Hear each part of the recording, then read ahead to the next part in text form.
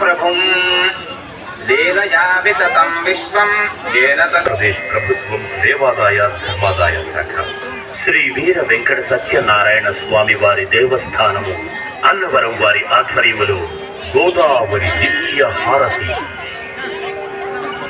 గౌతమీ ముని తపస్ఫలితం గంగానది తీరాల శరీరాన్ని వదిలిన విశేష ఫలితం కురుక్షేత్రంలో దానం చేసిన విశేష ఫలితం ఈ 3 ఫలితాలను మించిన 3 రెట్ల ఫలితం ఈసవలనని తలచి వారి తపోబలము చేత ఒక క్షణాయువైన గోదా అను మాయాగోవును సృష్టించి దానిని గౌతమముని ఆశ్రమ వాకిటయందు ప్రవేశపెట్టి ఇది చూసిన మునులు గౌతమముని గోవధ గావించినాడని ఘోషించుతుండగా గౌతమముని దీనికి గంగను ఇలకు పంపించెను. గంగ పరమ భక్తితో గౌతమమునిని అనుసరించి వచ్చి గోవుని బ్రతికించెను. గోవుని బ్రతికించుటకై ఇలకేదించిన గంగ గౌతమముని వలన వచ్చినది కనుక గౌతమిగాను, గోదా నుంచి ప్రవహించినది కనుక గోదావరిగాను ప్రసిద్ధి చెందెను అని తనకు తెలిసిన వృత్తాంతమును శిష్యునికి వివరించారు. పవిత్రమైన కార్యాచరణకు వచ్చినది కనుకనే గోదావరి తల్లి పవిత్రమైనది. పశ్చిమ కనుమలలోని నాసిక్ నందుగల గోకర్ణికం నుండి ఒక చిన్న ధారై నిత్యహారతినిస్తున్నారు.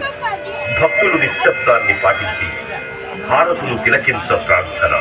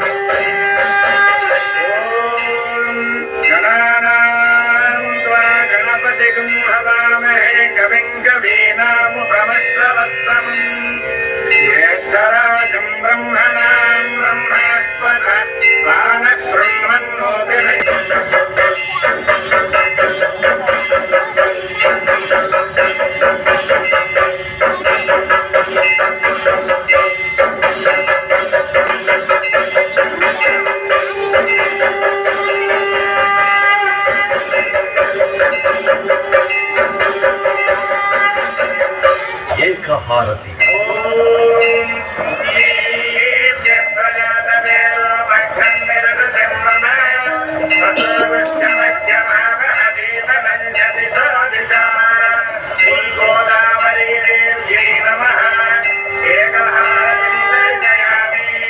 పరమేశ్వరుడు పరంజ్యోతి స్వరూపుడగుట చేత ఈ ఏకహారతిని దర్శించుకోవడం వల్ల పరమేశ్వరుడి అనుగ్రహం పొంది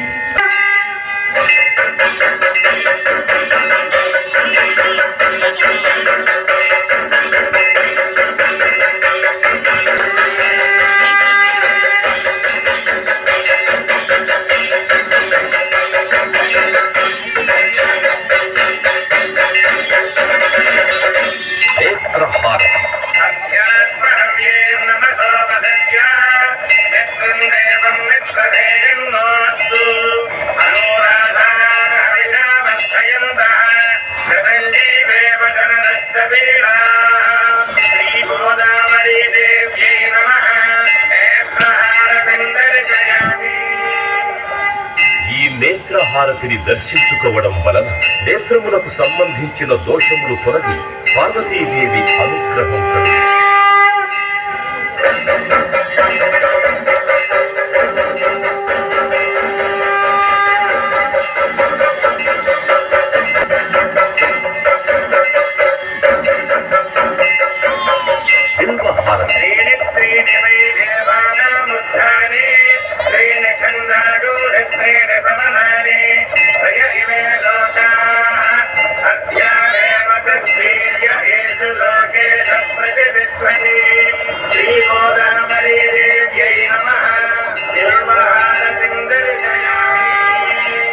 బిల్వపత్రము పరమేశ్వరుడికి ప్రీతి ఎగుట చేత ఈ బిల్వహారతిని దర్శించుకునుట వల్ల 3 జన్మలలో చేసిన పాపములు తొలగిపోవు.